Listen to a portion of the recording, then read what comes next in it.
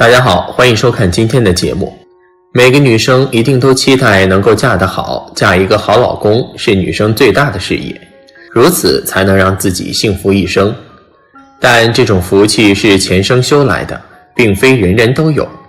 有的人可能一辈子都婚姻不顺，夫妻感情不和或者闹离婚。其实一个女人能不能嫁得好，有没有这样的好福气，我们通过观察一个人的面相就能看出来。今天大佬就来给大家具体介绍一下。一、婚姻幸福的女人。一、面型圆大。面型圆大，额头偏方形且腮首突出，同时脸有丰腴肉质，脸型方中带圆。这种女子心胸广宽，广结好友，又乐于助人，细密的心思可帮丈夫渡过难关。若丈夫没有工作，她会热心为老公安排。无论如何，田字脸的女人愿意付出比别人多，只要娶到她们，就等于同时拥有一位真心好友。二、下巴厚实。婆媳关系紧张是家庭不和谐重要因素之一，这往往会导致夫妻闹矛盾，甚至闹离婚。可下巴厚实的女人性格开朗大度，易让人亲近，因此能够和婆婆相处得很好，而婆婆待她也如亲生女儿一般。下巴厚实的女人还是一个旺夫的女人，容易被大富大贵之人看上。她们能有这样的婚姻，难道不令人羡慕吗？三、天庭宽阔饱满。额头具体位置是从前额发际到眼睛上方，它能透露一个人祖上遗传、智力表现、财运、桃花运等。人的运势好坏主要是由额部来推断，因为额头可以统一人的面部，决定人的财运、事业运等。额头不但光亮明润，而且宽广饱满，发际整齐，没有滞留和破疤，额头形状也生得极为美好。这种女性，老公往往出身豪门，相处愉快。除了本身容易得到祖先的阴泽，而且老公的事业也顺风顺水。四、田宅宫风广。眉毛和眼睛之间叫做田宅宫，田宅宫代表着房产和家业。如果眉毛和眼睛之间很开阔，风广有肉，中间没有恶痣、疤、低线等，这种面相的女孩子容易找到经济上比较好的男生结婚，也代表着婚后家庭圆满且有产业，或者因为结婚而获得豪宅和家产等。五、地库圆润，地格方圆。地库位于脸部下面位置，即两脸庞的下面，下巴两边这个部分。地库代表着财产，如房产、豪车等。如果地库凹陷不平的话，容易为房子等财产而累。如果女生在这个位置生得元魂饱满的话，将来会有很多不动产。对于本身没有太多的财产的女生来讲，很容易找个财产多的老公。六、鼻相端正高挺。对女生来说，鼻相长得好，意味自己能旺夫，助老公财运。所以女生的鼻相既脸大而鼻梁矮小，鼻孔朝天，鼻头无肉等等。如果女生的鼻梁高挺有肉，鼻的大小和脸的大小成正比，比较适中，加上鼻相端正的话，这类女生不但在事业上成功，更容易嫁有钱有势的人，一生财运不断，可享受富贵。七、嘴角略略上扬。嘴巴代表一个人的诚信度与实禄，嘴型好，气色也好，一辈子衣食无缺，不愁吃穿。嘴角略微上扬，常微笑，嘴角自然上扬，这样可以嫁到豪门，享受现成的福音。嘴唇红润有弹性，口的轮廓清晰漂亮，上唇线条明朗漂亮的人，将来不仅可嫁入豪门，自己也会努力有一个富裕的家庭。八、垂珠厚大。耳朵太小没有垂珠的人个性急躁，因此跟人相处时自然口舌是非会比较多。耳朵代表钱财，有耳珠的人通常父母亲一定会留财产，就算没有留，她的老公自己也会白手起家。有着大大的耳垂的女性，命好不怕运来磨。而垂后大的人金钱运、朋友运都不错，所嫁的老公也会白手起家，让她以后享福。2. 婚姻不幸福的女人面相。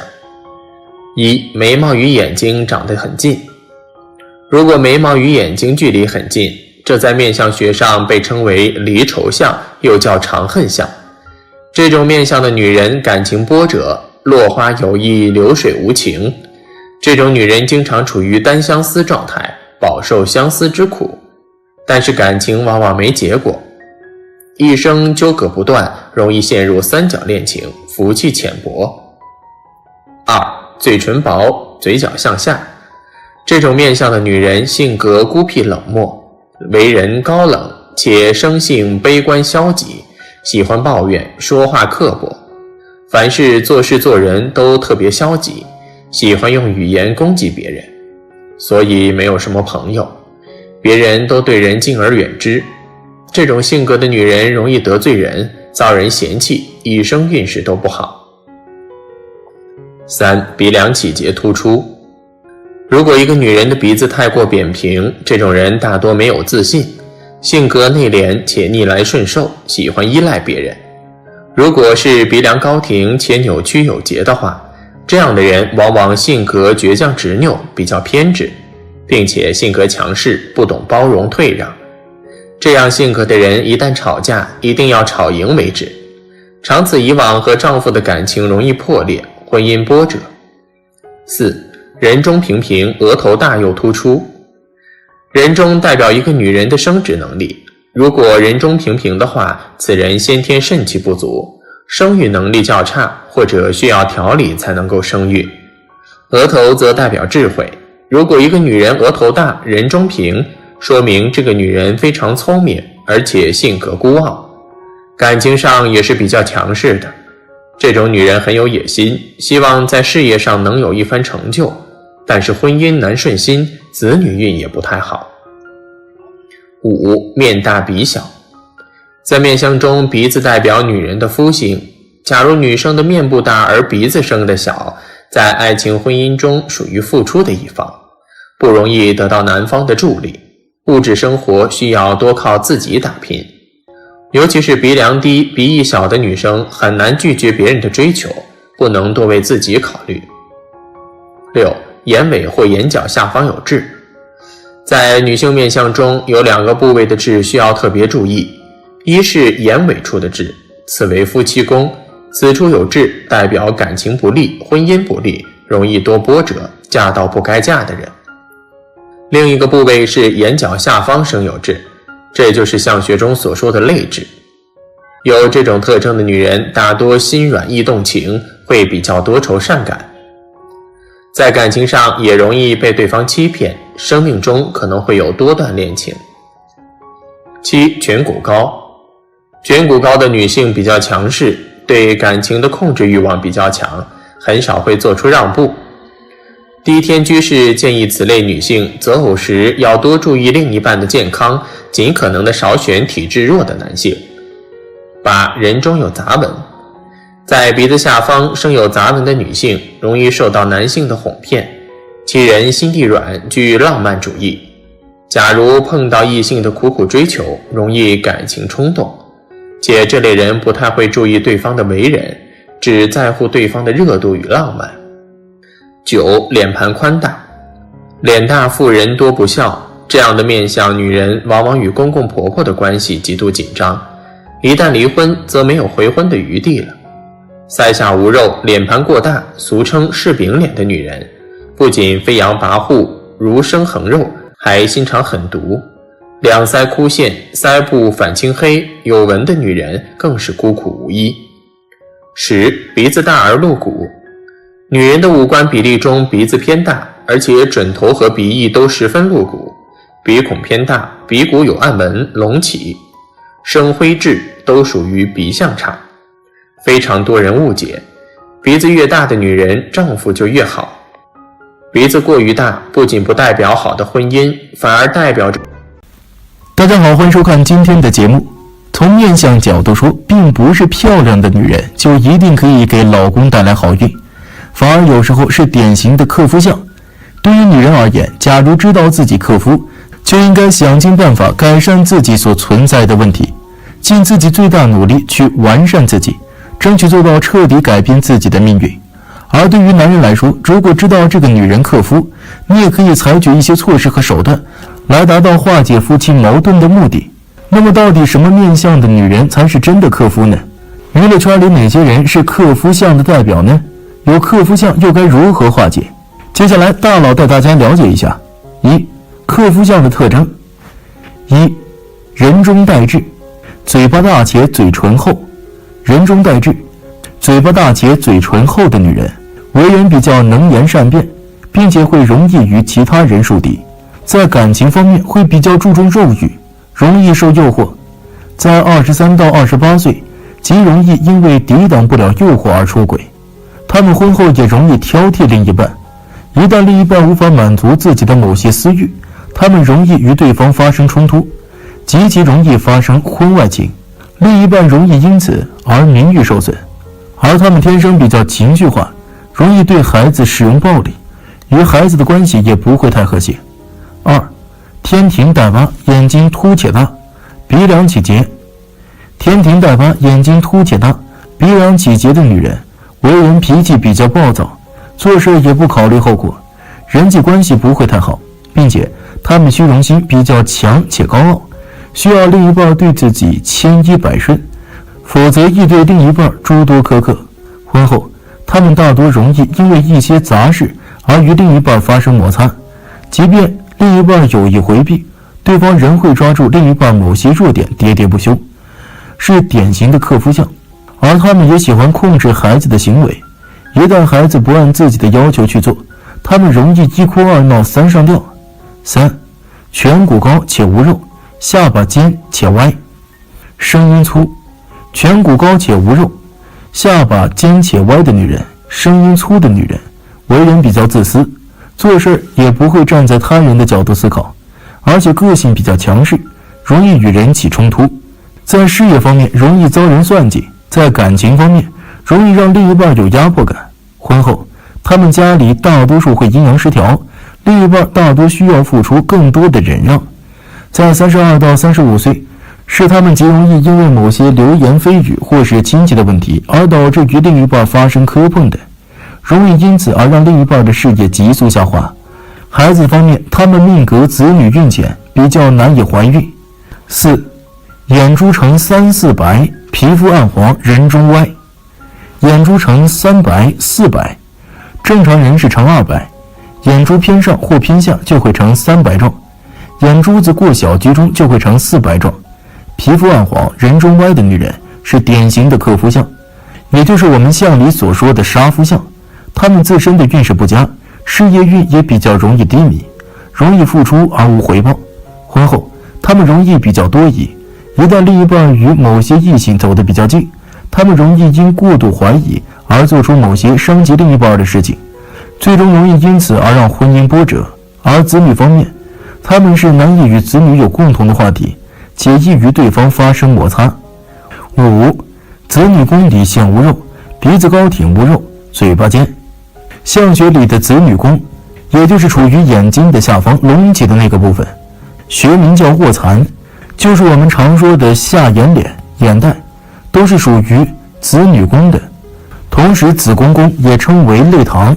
子女宫无肉，鼻子高挺且无肉，嘴巴尖的女人，注定与另一半与孩子缘浅。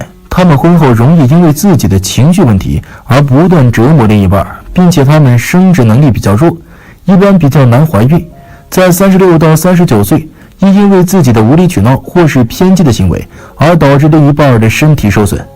二、盘点娱乐圈里最具克夫相的女星。一、范冰冰。天庭长得饱满光洁，说明家境好，幼年生活在一个幸福的家庭里。日月角微凸，浓眉且长，通常眉长过目者为富贵之相。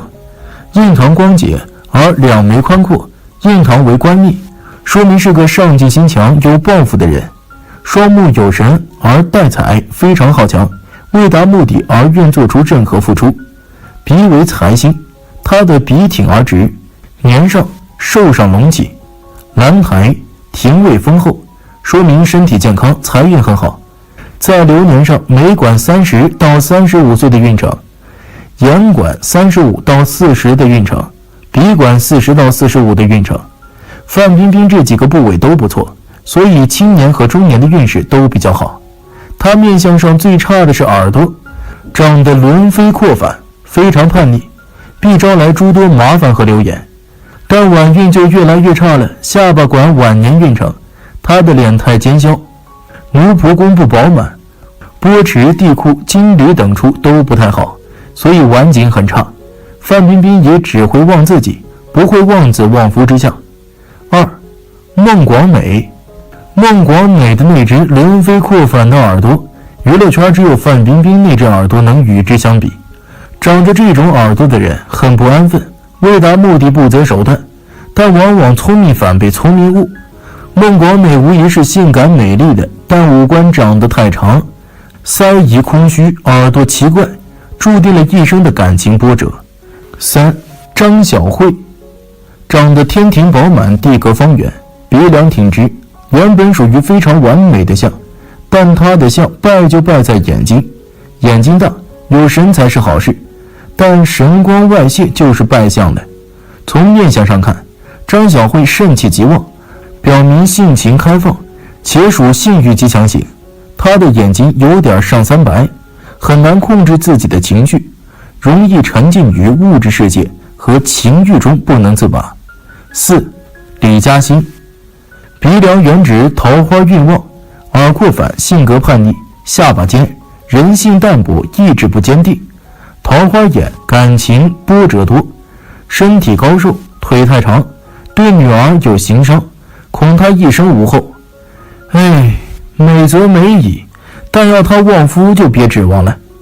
李大美人晚景堪忧，内心漂泊无依，大概也是她的命吧。5. 张柏芝。眉毛如刀，像这种眉形的女子，在古代的话，一般男人是不敢要的。谢霆锋娶了她之后，事业跌入了谷底，心情更是郁闷至极。俗话说，一喜冲百眉。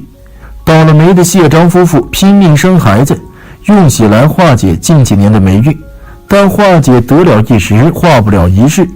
谢霆锋鼻梁起结，42岁左右必出大问题，事业还是感情，时间会验证一切。两人白头偕老很难。6. 章子怡。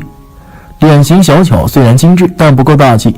章子怡内心绝对不是个大气量的人，虽然有高人指点，刻意装扮自己的国际形象，但仍然无法掩饰内心的狭隘与刻薄。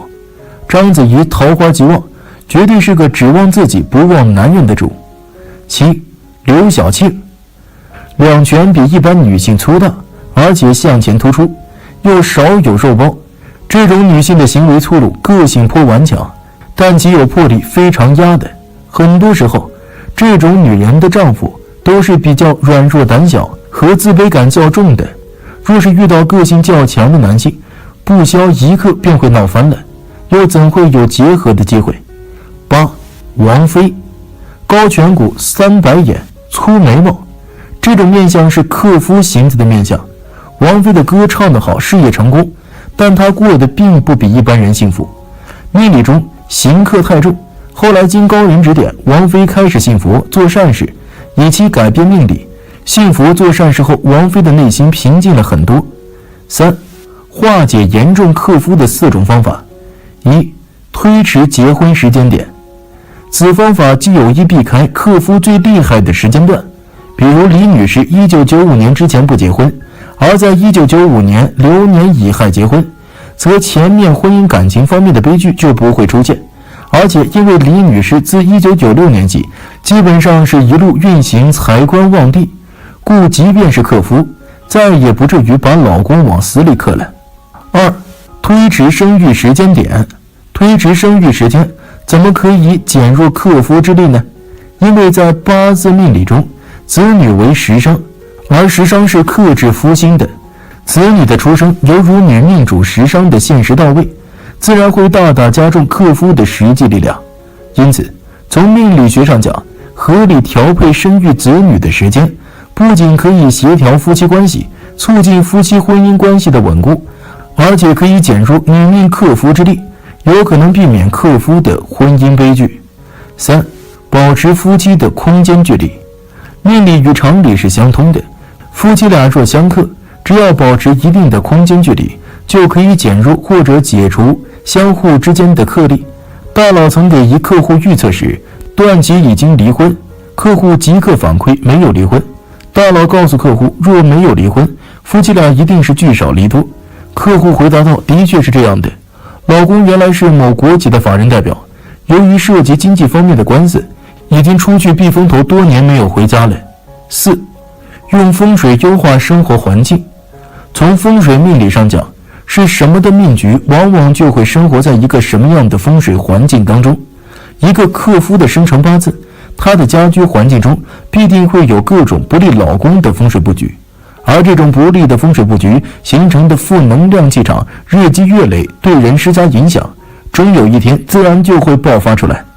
其实只要用风水调理的办法优化家居生活环境，化解和处理掉其中克夫的气场影响和暗示，就可以较好的解决女命克夫和严重克夫的问题。总之，大佬认为女命有克夫也有旺夫的，这都很正常，有阴就有阳嘛。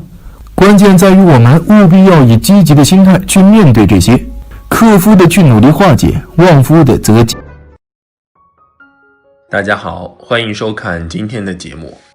老话说相由心生，其实这句话是很有道理的。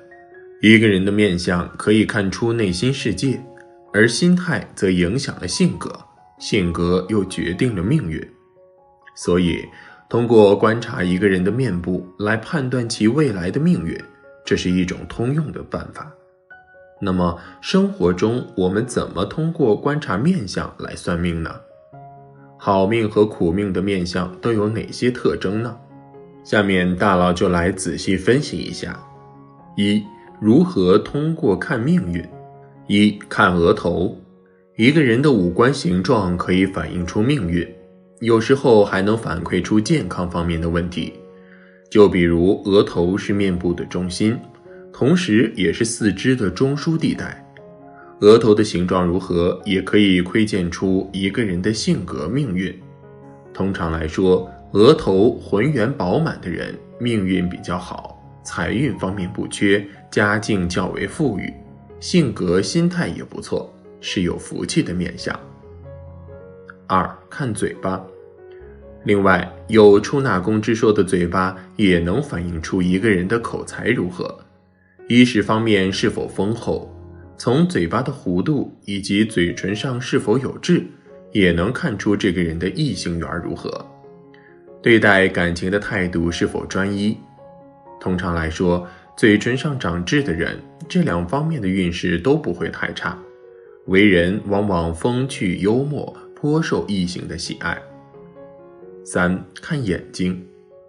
眼睛是心灵的窗户，眼睛的形状、眼神清澈或是浑浊，都可以看出一个人内心以及性格，可以借此来判断这个人的做事方法以及为人处事。比如说，眼睛大小不一的人，说明了内心世界复杂，为人斤斤计较，与父母感情不够融洽，和兄弟姐妹的手足情也比较淡。4. 看鼻子。鼻子可以看出一个人的财运，也能反映出一个人的婚姻运势。鼻梁有结节的人，大多身体健康方面的运势不好，幼年时期体弱多病，晚年要注意健康受到威胁。如果鼻梁比较丰厚，但脸上无肉，这样的人大多婚姻不顺利，与配偶之间的缘分难以长久。若是鼻梁丰厚，但是嘴唇偏小，这样的人与子女之间的缘分较浅。5. 看耳朵。耳朵的形状代表了财运和家人之间的关系。若是耳朵轮廓端正，耳垂丰厚，说明这个人尊重长辈，财运亨通，有享不尽的福分。若是耳垂偏薄或者没有耳垂，大半生要为了钱财和生活而劳碌，个性比较极端，与家人关系紧张。6. 看眉毛。眉毛代表着一个人的人际关系，如果眉毛浓郁又比较杂乱，这样的人很难交到真心的朋友。本人的脾气也比较急躁，在和他人相处的过程中容易给人压力感。如果眉毛形状优美，眉毛色泽柔顺亮眼，往往能得到知心朋友的关照。生活中人际关系良好，对事业和生活都有很大的帮助。2. 好命的面相特征。1. 颧骨高。其实不难看出，在社会上通常有头有脸的角色，一般颧骨都比较高。颧骨比较高的人，最主要的一点就是非常的勤奋。也许他们的智慧并不是最明显的，但是他们绝对是那个最有魄力的。往往通往成功的道路只有2种方法，要么是魄力，要么就是勤奋。不过颧骨高的人似乎把这2种情况全给占了，所以说他们不成功，又有谁能成功呢？正因为从小就树立了一种很好的思想，再加上自身的条件并不是很差，所以说颧骨高的人一般都会成为人生赢家，这个真是不服不行。不仅如此，从面相上来看，这类人肯定是不会出现什么差错的，因为颧骨高的人一定拥有着卓越的远见，所以说他们的成功往往都是势在必得的，根本不用去假设。2. 棱角分明。棱角分明的人一般都是做大事的人，这可真不是在吹嘘这帮人。通常在市面上看到的那些大亨都是棱角分明的。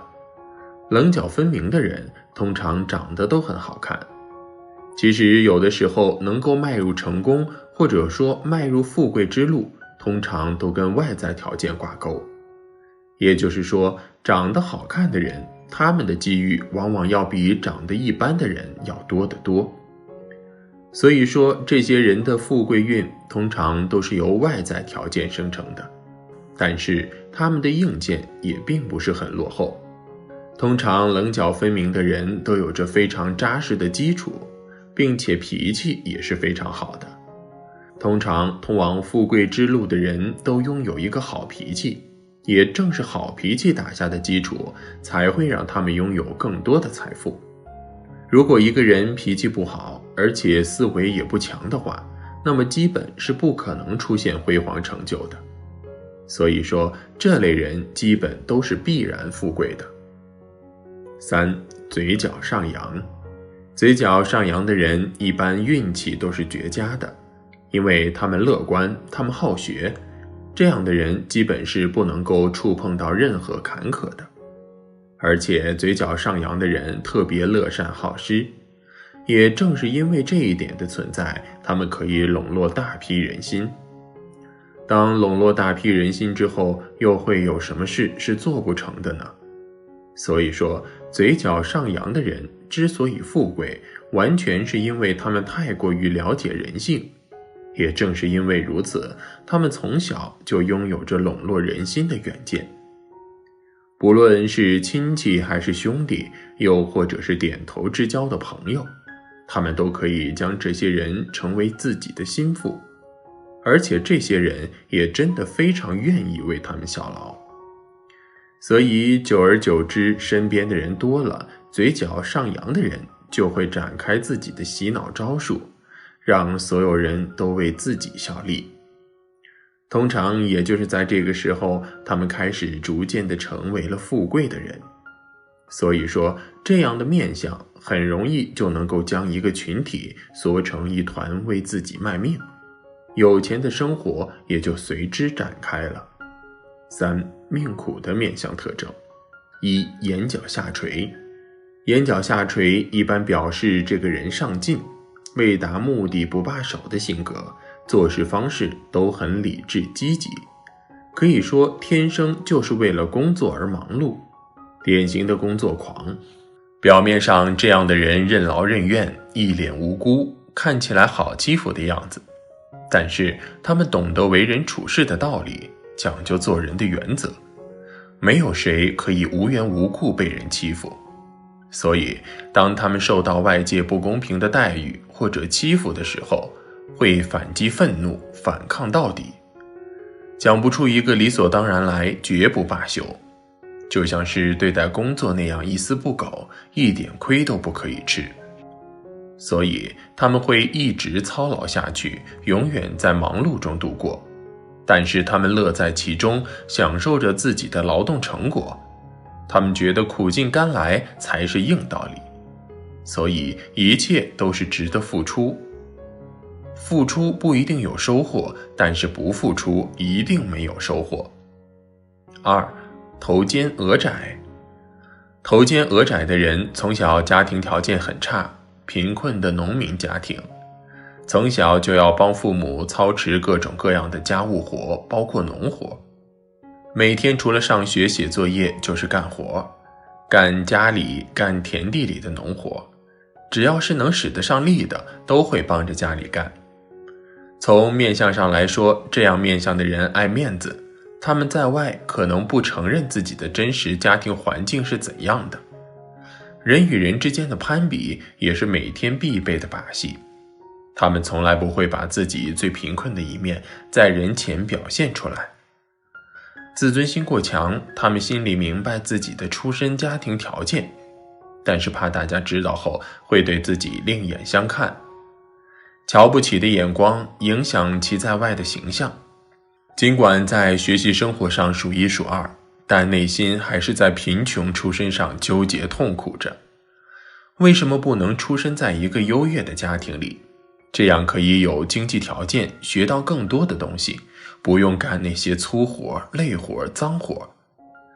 这种面相的人从小就是吃苦长大的，所以长大后他们会在工作上比别人耐劳，大部分会选择在异地谋生，选择高工资、高消费的城市生存下去。这样贪心也会越来越重，为了达到目标不择手段，为了过比别人更好的生活。为了向别人证明，虽然小时候穷，但是通过学习，长大后一定比其他小孩更有出息。于是他们就不断地挣钱，眼里的利益总是大过人情，只有钱、地位才是唯一证明高贵的方式。好的面相使人如沐春风，第一眼看上去就十分有亲切感，不会给人带来压力。凶恶的面相让人心中忌惮，内心感到十分不适，目光焦急的时候令人想要回避。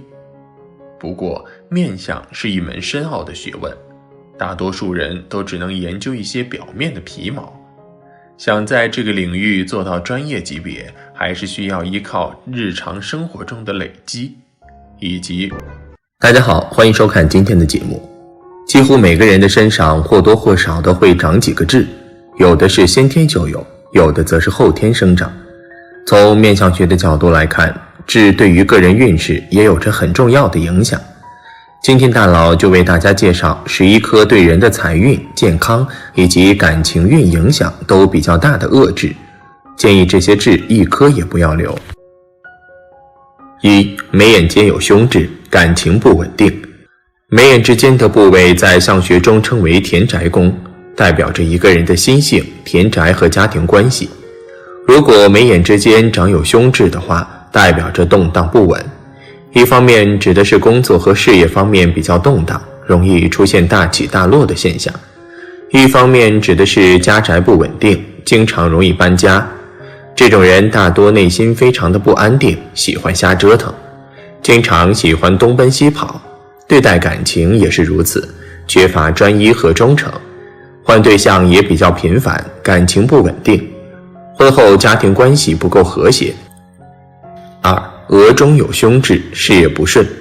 额头的正中部位在面相学中称为事业宫或官禄宫，代表着一个人的贵人运和事业前途。如果额头的正中部位长有凶痣的话，不仅会影响到自身的判断力和辨别力，也会破坏自己的事业财运。这种人容易在工作和生活中遭遇很多的变故和挫折，容易招惹小人，遭到陷害或背叛。而且不利于个人与上司或长辈之间的关系。与同事之间缺乏和谐，得不到贵人的赏识和提拔，容易怀才不遇，事业上多不顺利。3. 印堂有凶痣，诸事不顺。印堂位于两眉之间，在面相学中称为命宫，主管着一个人的整体运势。如果一个人的印堂处长有凶痣的话，这种人大多性格较为内敛，心思比较沉重，有什么事情都喜欢放在心里，让人猜不透他们的真正想法，给人一种很难亲近的疏离感。而且城府很深，喜欢算计，所以在人际交往中容易受人排挤，遇到困难时缺少贵人相助，还容易被小人落井下石，一生诸事不顺，容易遇到很多的困难和挫折。4. 颧骨有凶痣，领导力不足。颧骨在面相学中称为权力之骨，代表着一个人的能力、掌控欲和领导力。如果一个人的颧骨处长痣的话，这种人大多做事喜欢犹豫，缺乏胆量和勇气，没有魄力，而且做事没有主见，个人能力一般，在工作中很难得到他人的认可和信服，管理能力不足，缺乏独当一面的能力和气场，不适合做领导。在感情或婚姻中也容易受到女方的嫌弃和挑剔，凡事都比较被动，即使遇到喜欢的女生也不敢主动追求，事业上容易错失机遇，感情上容易错过爱的人。5. 眉尾周围有凶痣，婚姻不忠。眉毛尾部周围的太阳穴附近部位，在面相学中称为奸门，也叫夫妻宫，与天仓或福堂部位略微重合，不仅代表着一个人的婚姻感情运势，还可以看出一个人的财路和福气。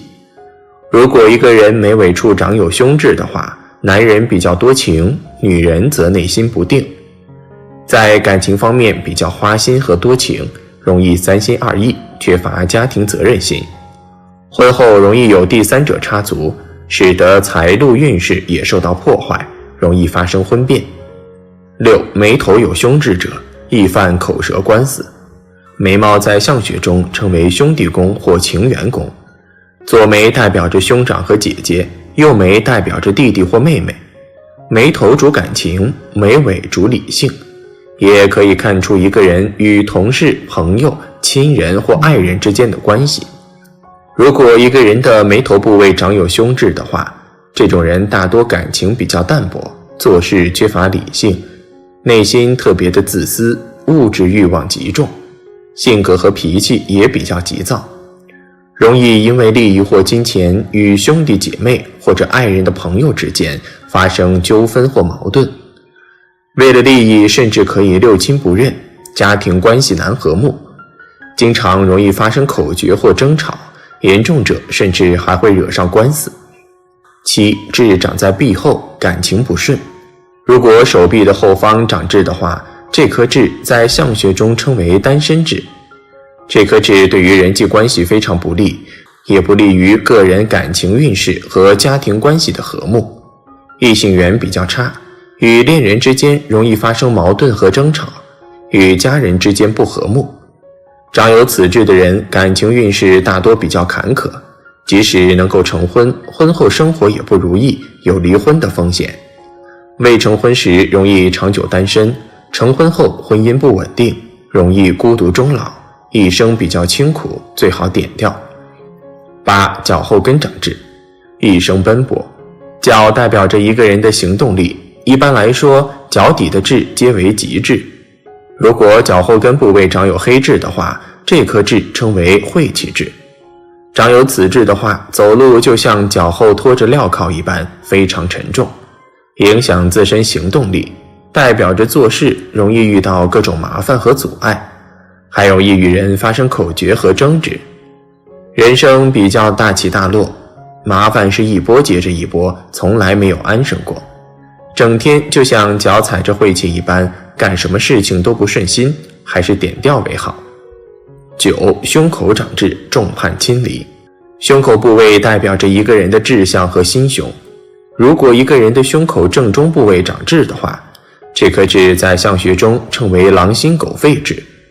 长有此痣的人一般心胸非常狭隘，目光也比较短浅，为人自私自利，只顾眼前的利益和得失，缺乏大志向，而且喜欢斤斤计较，做事缺乏气度，容易得罪小人，也容易遭受到误解和背叛，与周围人之间的关系非常紧张，六亲之间的缘分淡薄，遇到困难时无人相助，严重者甚至会众叛亲离，感情运也特别不顺利，总是会受到各种各样的困扰，务必一定要点掉。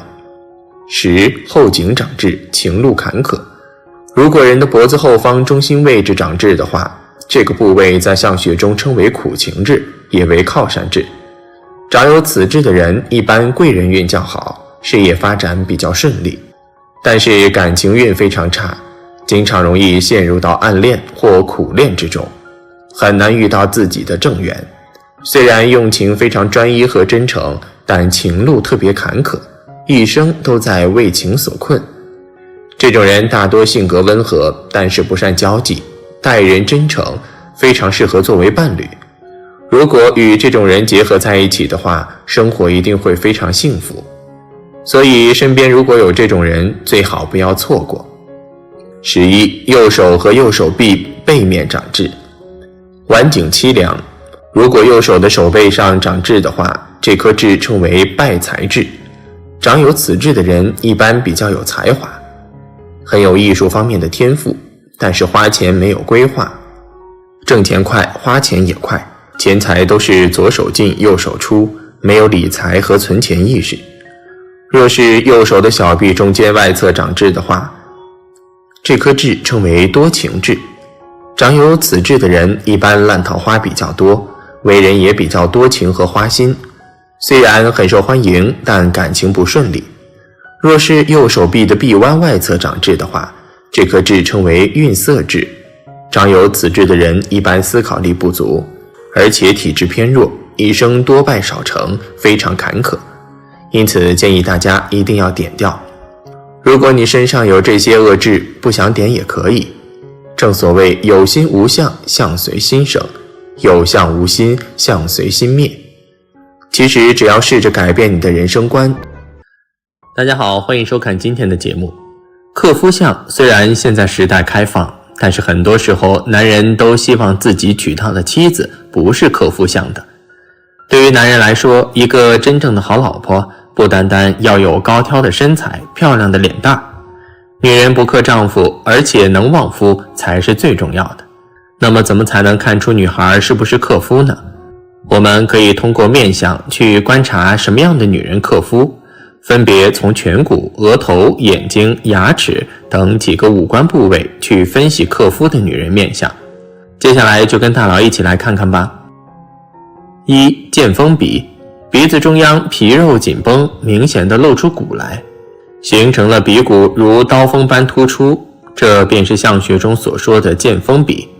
剑锋鼻配上颧骨高削和下巴尖削的脸型，这种女人大多很势利，为人感情淡漠，而且尖酸刻薄，此乃必克之相，老公非死即贪。2. 夫宫线，鼻梁扁平塌陷，或者脸大嘴大，但鼻子又小又低，这个在相学里叫夫宫线，也是一种克法。但是这种克夫一般不会把老公给克死，只是老公容易败财，最多也只是把老公克破财。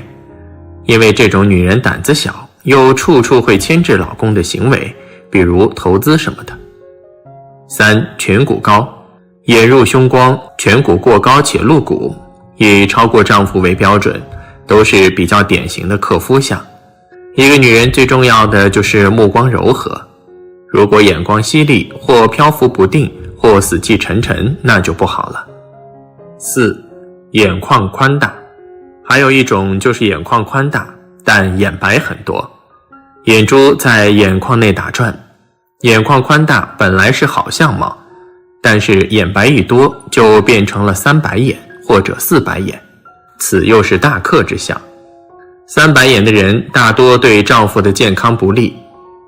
5. 风目狼头，枫木狼头，眼珠特别小，眼角很尖锐。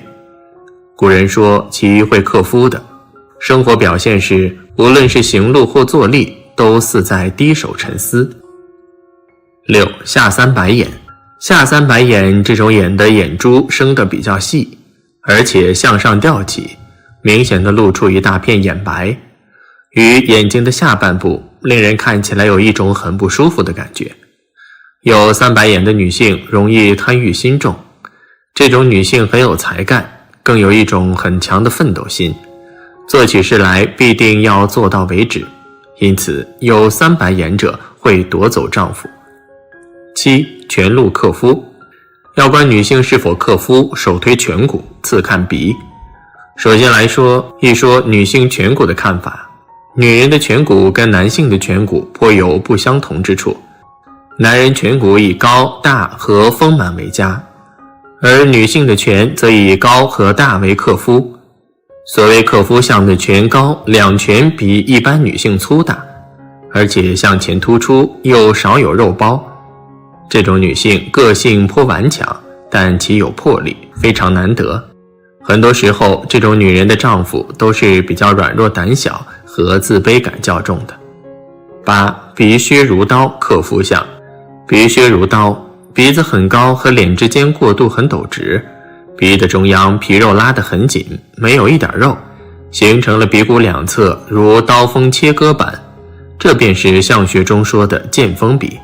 这种鼻削如刀的女性为克夫相，因此在女相中占着最重要的位置。鼻削加上颧高二者，算是女性克夫的典型相了。有此相的女性克夫难免。此外，面大鼻小了，此种阔口大面，偏偏鼻子生得既小又低的女性，在相学上称为夫宫线，是代表丈夫运势很弱的象征。9. 竹节鼻。鼻子中间有微微隆起，出现竹节状，这样的克夫，古代人认为丈夫会遇到小人，生活起伏大。10. 嘴尖。人定常说，看一个人的口可知有没有衣识。事实上，口能反映出一个人的福泽厚薄，而且能看出其人是否容易得罪别人，非常准确，很准确灵验的。嘴尖而嘴角向上翘起的是个直肠直肚的人，他的说话并没有恶意，但言者无心，听者有意，因此时常也开罪别人。如果嘴尖而嘴角又向下垂，形成相书所说的吹火口，会影响丈夫一生福禄，造成少儿破败，应该谨慎言辞，以积口福。11. 龅牙。明显的上下两排牙齿向前凸出来的，这在相学中有一个名词，是以龅牙称之。12. 法令纹，苦泪纹。法令纹是生在鼻头的两旁，起于鼻翼两侧，分别向左右下方伸展的纹痕，象征法治与禁令，表现严肃的威仪，一乎深显而秀长，此谓之得气。有法令纹的女性，此纹也称之为苦泪纹。观其字而知其意，是苦命的意思。这一点古人看得颇为透彻。试想，一个少女的脸上多了2条深刻的法令纹，是否会给人一种很老积和不自然的感觉呢？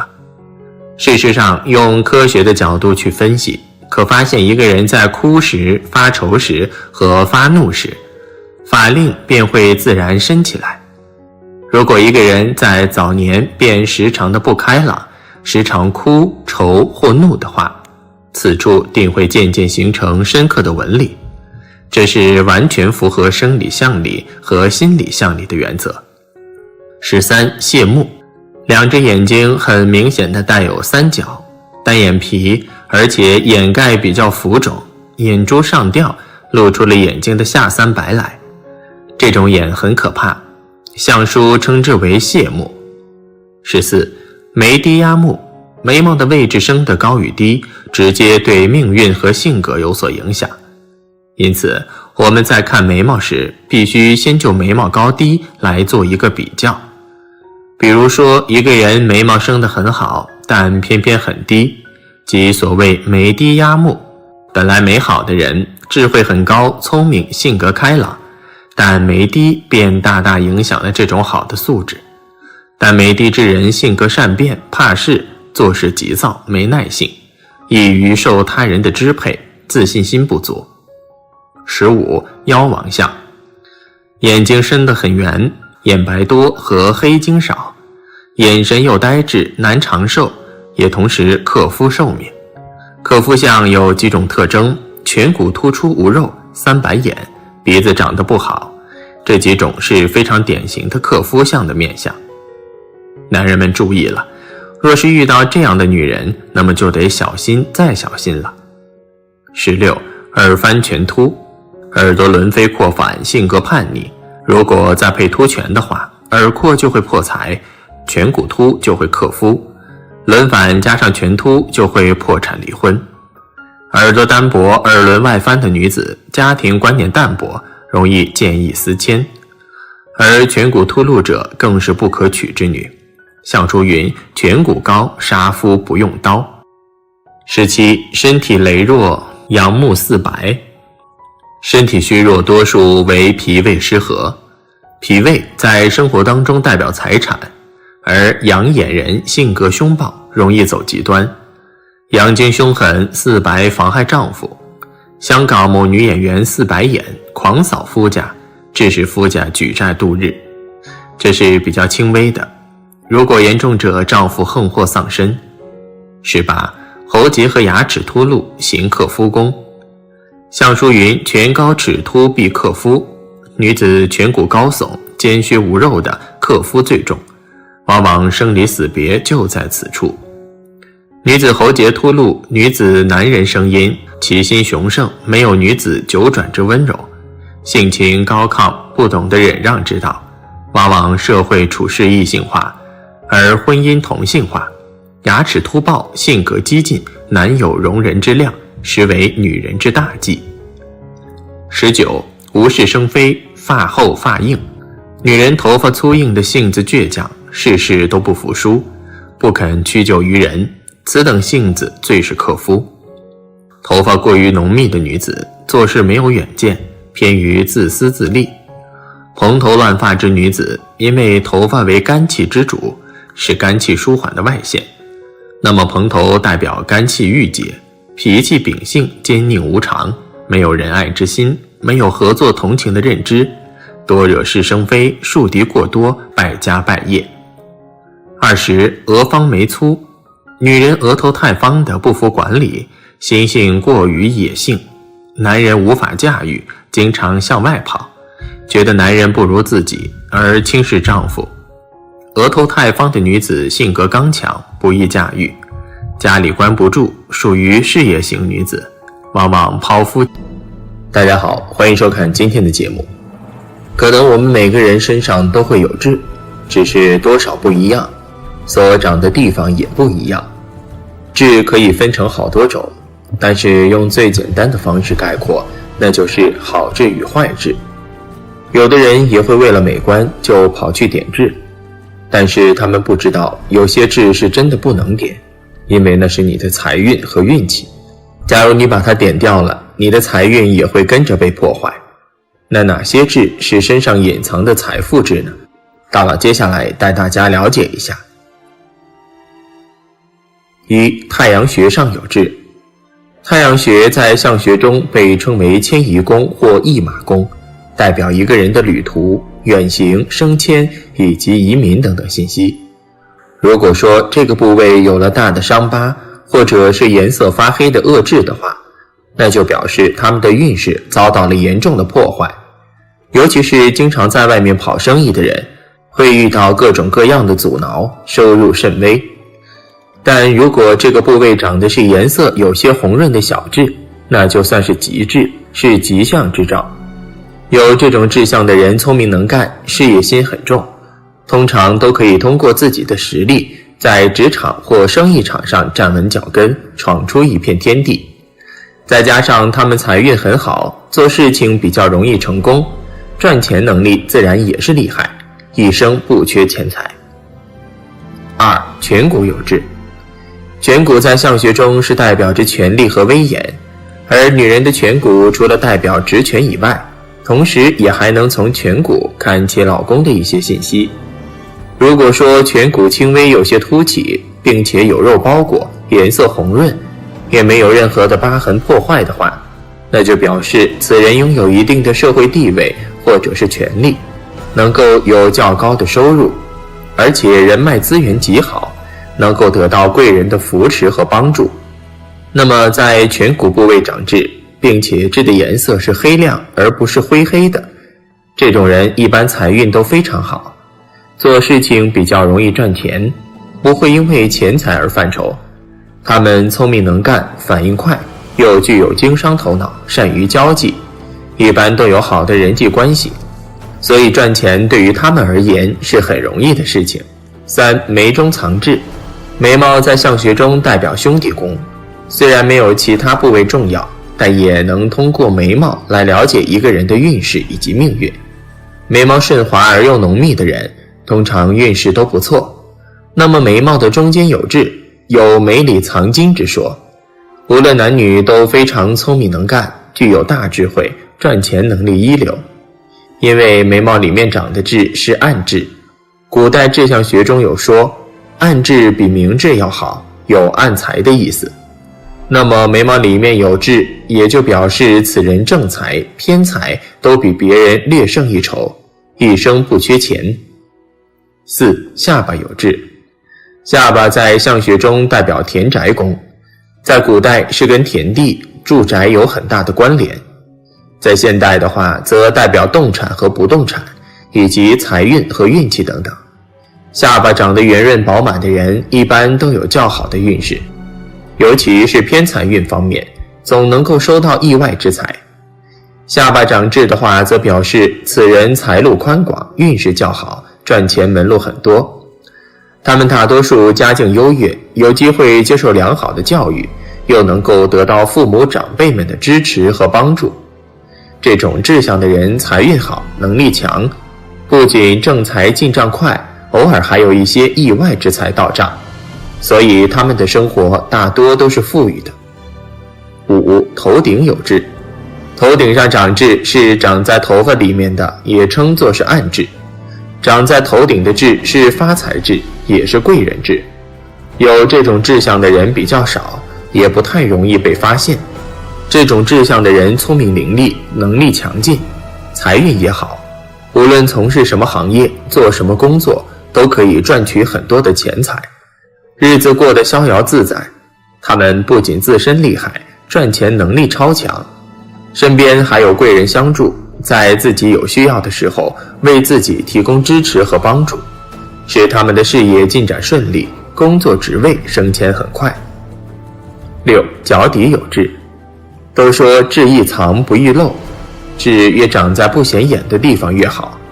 脚底有痣的人聪明伶俐，学习能力强，具有特殊的天分和才干，如果能遇到伯乐的话，会成就一番大事业的。他们大多都有利于在外移动赚钱，比如常常出差，或者是做航运和行船。脚底有痣的人一马都很重，通常总会有许多外出的机会，在职场中更是有呼风唤雨的本事。不是公司领导，也是自己当老板，拥有较多动产和不动产。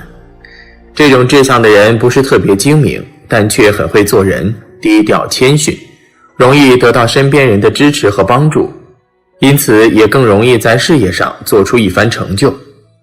7. 腋窝下有痣。腋窝下面如果藏有痣的话，就如同是富贵暗藏，蓄势待发，一旦有了好的时机出现，立马牢牢把握。他们在年轻的时候可能也会吃些苦头，四处碰壁，不过慢慢成熟以后，也懂得如何在这世上站稳脚跟。这种志向的人一般早年并不发达，甚至可能比别人过得还要差一些，但是越到后面机会越多，自己的能力也更强劲，算得上是天时地利人和，很快在职场闯出一片天地。如果平日里懂得理财，尽量不要盲目投资的话，可能会坐拥更多财富。8. 脖子后方有痣。很多人都认为脖子后面的痣是苦情痣，不利于感情发展。殊不知这是一颗大大的极致，表示此人有过硬的靠山，无论是在职场还是商场，都会得到别人的支持和帮助，很快发达起来，成为有钱人之一。这种志向的人平常不显山露水，但是到了关键时候却能一鸣惊人。脖子后面有痣，称作是屋下藏金，也是一颗发财痣，代表此人有坚实无比的靠山，无论是从商还是从政，都有非常得力的贵人相助，使他们这一生过得比别人要轻松许多。脖子后面长痣的人行事低调，不显山露水的，即便自己有再大的成就，也不会轻易展示出来，更不会因此就炫耀自己。他们从小就具有远大理想，学习刻苦努力，长大以后工作中也很卖力，但可能会因为自身性格不太好，年轻时脾气很臭，导致前半生没有太大成就。但随着年龄的增长，慢慢成熟起来，在事业方面也进展得越来越顺利，财路也更加宽阔，再加上有好的财运，所以也就注定他们是易成功之人。9. 臀部有痣。臀部长痣属于引财痣，代表其人福气和财运好。臀部长痣的人大多数早年也不是很发达，属于平庸之辈，不懂得利用自己身边的人脉资源，性格太过耿直，不会变通，因此会错过较多机会。这种志向的人通常到了一定年纪，也就逐渐成熟稳重了，慢慢懂得成功的意义，并且为之努力奋斗。再加上自身财运不错，又有好的人际关系，一般都是比较容易获得成功，拥有丰厚的财富。10. 肚脐下方有痣。肚脐在相学中代表着智慧和福禄，一般肚脐宽阔为好的命格。如果肚脐下方一点位置长有痣的话，通常都称为发财痣，代表此人一生财富满满，衣食无忧。如果是女性肚脐下有痣的话，则有旺夫命，自身财运好，能力强，而且结婚以后对夫家的贡献也很大。如果是男子肚脐下有痣的话，表示其人一生财运特别好，无论是正财还是偏财，都有很不错的收入。这个地方长痣的人聪明伶俐，具有智慧，一般在职场中都是很厉害的人物。即使出生在普通家庭，也能通过自己的实力去改善一切。再次重申一下，因为不断有朋友问，如果身上有不好的痣，是不是点掉就好？这个观点大佬不赞同。毕竟人一生有不同的时运，当时运变化时，对人体就有相关的影响。比较好的痣就如画龙点睛一样，特别是大运对整个命局产生明显的影响时，就会在外在由文伤痣破来体现，并不是因为这些体现而产生运势。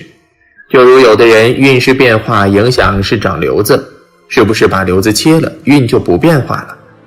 又如有的人长期熬夜有黑眼圈，是不是通过手段把黑眼圈去掉了后，熬夜对身体的坏影响就没有了？男人身体痣的位置和命运，在志向中一般认为显露的痣为凶痣，隐藏的比较隐秘的痣为吉痣。所以也有人说面无善痣方为贵，因为面上的一般都是裸露可见的，所以古人也认为面上没有吉痣，这个倒也不一定，还应该从痣的大小颜色来判断。关于痣的颜色，一般认为黑者凶，红者吉，黑而墨，赤如朱，硬圆高者方贵，中平小贵。具体来说就是色泽好而且丰圆隆起的痣是吉利之痣，茶褐色或者黑色的痣为死痣，如果颜色浅且分散，形状扁平，更是不吉利。除了颜色有吉凶之分，位置也很重要，所谓红在黑旁，化凶为吉。下面就来看看在男人身体不同位置的痣又代表什么意思。1. 天庭有痣。男人的额头圆润饱满是很吉利的象征。天庭主贵是官禄宫，主事业官运和功名。要看一个人的官运如何，一般就是看他的额头骨相好不好。男人的额头如果前额厚实耸立，方正饱满，一定是出身良好。这样的男人一般天生聪颖，能言善辩，在学业功名上能够早早展露锋芒，初露仕途。少年得志，在事业仕途方面大多能加官进爵，官运亨通，运势顺利，是大富大贵之相。如果前额有黑痣、恶痣、恶纹，在做事和事业升迁方面则容易受到阻碍，贵人运势会受到压制，有怀才不遇的遭遇。健康方面也会妨碍，要多注意。2. 鼻子有痣，鼻子主财富，属于财禄宫。如果男人鼻子上有痣的话，一般财运不会很顺利。女人鼻子有痣一般是对感情和婚姻运势影响比较大，夫运不佳。男人的话一般是异性缘比较丰富，多桃花，对男女感情之事比较热衷。在财运方面不宜聚财守财，如果痣的位置在鼻翼的话，要注意偏财容易受损，中年可能有财政危机，易破财散财。3. 眼角有痣，男人眼角的位置是一处桃花位，在面相中称为奸门，又称为妻妾宫。这个位置主要与男女感情与夫妻关系的状态有关。如果这个地方清明灵澈，在感情上的波折会比较小，在感情关系上能够稳定顺利，在婚姻中能夫妻和睦，婚姻幸福。而如果这个地方有疤痕、乱纹和黑痣，对主人的感情婚姻会带来不利影响，在男女感情方面容易陷入纠葛，比如三角恋、插足他人感情或遭第三者插足等。婚姻上容易夫妻不和，爱情婚姻破裂。4. 耳后有痣，耳朵长得圆润可爱，鲜艳明亮，且耳垂厚实，多表示此人聪明伶俐，反应灵敏，兼有长寿健康之象。面相中一般认为看不到的痣都代表着吉利，痣在耳朵的不同位置也是有吉有凶。痣在耳廓中表示此人能福禄双全，耳珠有痣主财，但是此处的财太过显露，来得快去得也快，比较难把握。痣在耳后也主财，此处的财富是暗藏财，代表隐藏的财富，如晚年运势吉顺，衣食无忧。5. 颧骨长痣，颧骨在面相中代表一个人驾驭权力的能力，高耸隆起的男人具有事业心，在事业上更能获得权力，能够掌握主导权，居于上位。这样的人不管是在官场还是职场，都能够把自己的领导能力展示出来，具有野心，常是职场升迁中最活跃的人。如果男性在颧骨上有痣的话，在人际上可能会遭遇一定的阻碍，虽有出色能力，但是行为做事高调，容易遭人妒忌，导致事业升迁受阻。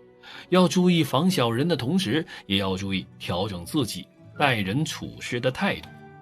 6. 下巴有痣，下巴是田宅宫，主富贵财禄。男人的财产丰厚与否与下巴的长相是有一定关系的。下巴长得丰润圆满、方正厚实的男人，这种男人一般受祖辈的福荫，能够继承丰厚的家产。不过就算是出身平凡，在财富方面也有很不错的成就，对田宅屋舍方面的财富商机比一般人更敏锐。这样的男人不动产多，适合做房地产投资。如果男人的下巴四周有痣，在食禄和财富方面会有不错的运势，但是要注意学会管理财富和提升自己的情商。在言语天赋上要注意。大家好，欢迎收看今天的节目。老祖宗手有十字纹，一生不受穷，有什么说法？什么是十字纹？鬼谷子，春秋战国时期一个具有传奇色彩的人。鬼谷子是一位隐士，他早在中年时期就已经到鬼谷山开始了他的隐居生活。但是鬼谷子自己虽然是过上隐居的日子，但是他却教出了许多古代时期叱咤风云的人物，就像张仪、苏秦等。而鬼谷子的智慧可是说是无人可以超越的，能够在一个领域里精通的人很多，但是在许多个领域都精通的人却很少。鬼谷子不仅对兵法、权谋、道家、儒学等都有所成就，而且还创立了属于自己的门派鬼谷派。今天我们就根据鬼谷子一书聊聊手有十字纹，一生不受穷，有什么说法？什么是十字纹？这个话题，鬼谷子，中国历朝历代都蕴含着相术文化。古人不管在建筑、医疗、嫁娶还是事业等方面，多数都会牵涉到相术文化。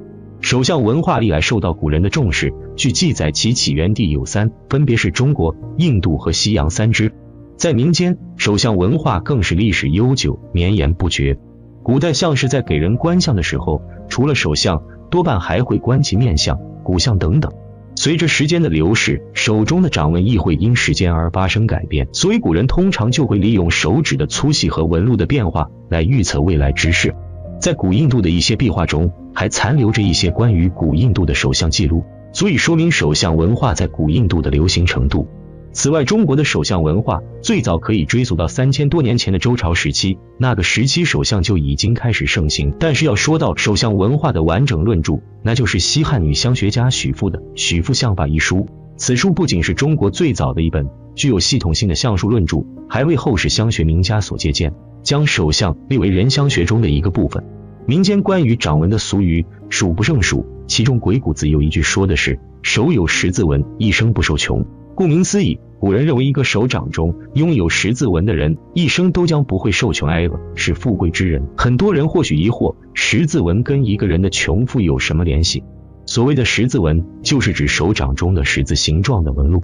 古人认为此纹路通常居于天纹和地纹之间，也就是现代人们常说的智慧线和感情线的中央位置，而十字纹在手相文化中，则被认为是一种神秘的符号，具有预测未来的说法。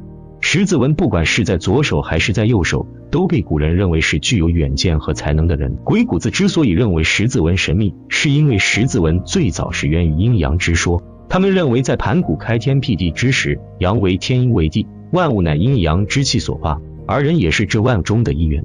所以在古人的认知当中，十字纹是神秘的纹路，也是一个人事业成功的玄学说法。除此之外，他们还认为十字纹跟人的手型大小、所处位置也有联系，不同的手型和位置所代表的寓意也不尽相同。当然了，用现代的眼光来看待这一说法，就会令人震惊之余，又多了怀疑。十字纹固然稀少，但并非拥有它就能事业成功、一生富有。手相文化虽然在我国由来已久，是古人通过几千年的智慧获得的结晶和经验，在他们所处的时代背景下，自然有可取之处。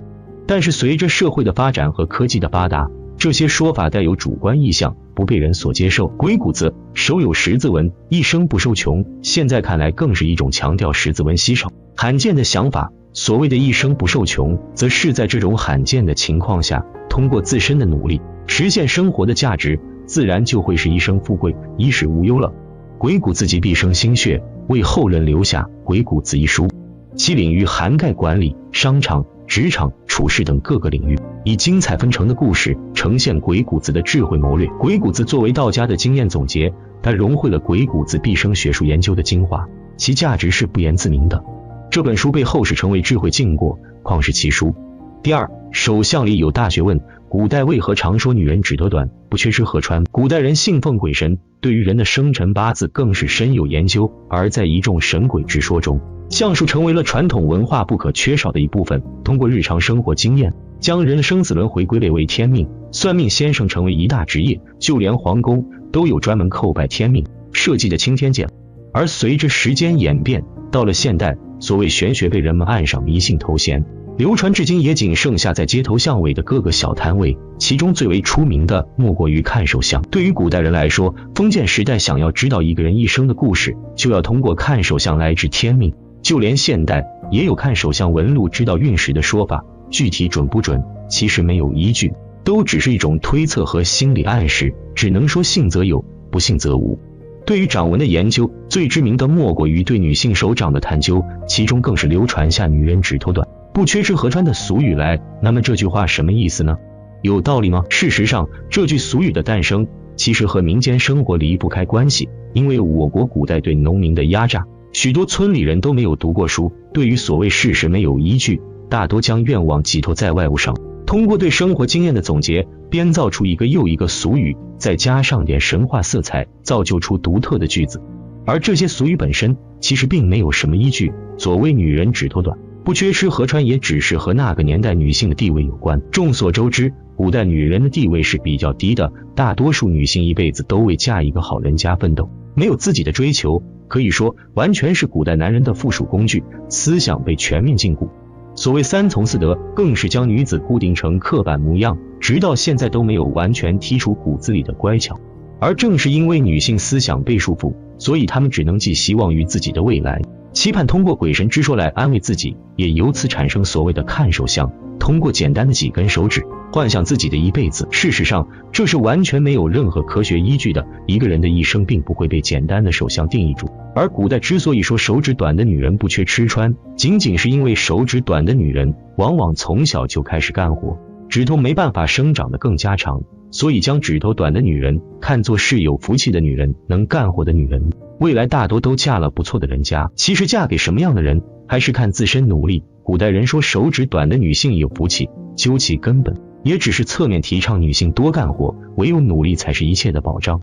当然，古代人之所以说女人手指短不缺吃和穿，还因为手指短的女人大多体态丰满，符合当时社会的审美。像这样美貌的女人，未来定能嫁给好人家。而其中最具代表的便是唐太宗深爱的杨玉环。除了嫁个好人家以外，古代人喜欢手指短的女性，还因为这样的女人大多都比较能吃苦，干活也很有力气，能够真正做到凭实力给整个家庭带来收益。所以说，古代人之所以流传下女人手指短不缺吃和穿，其实都是有原因的。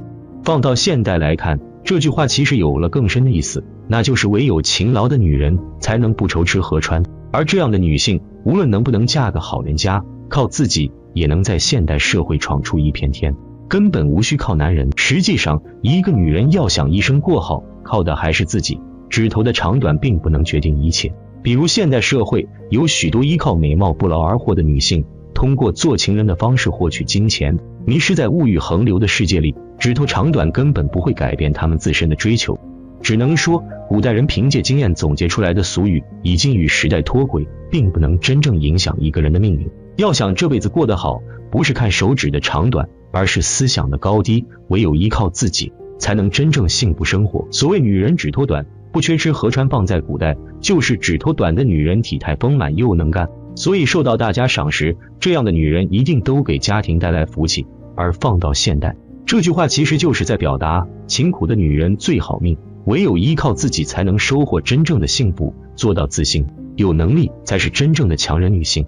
好啦，今天的分享就到这里，愿您时时心清静，日日是吉祥，期待下次与您的分享。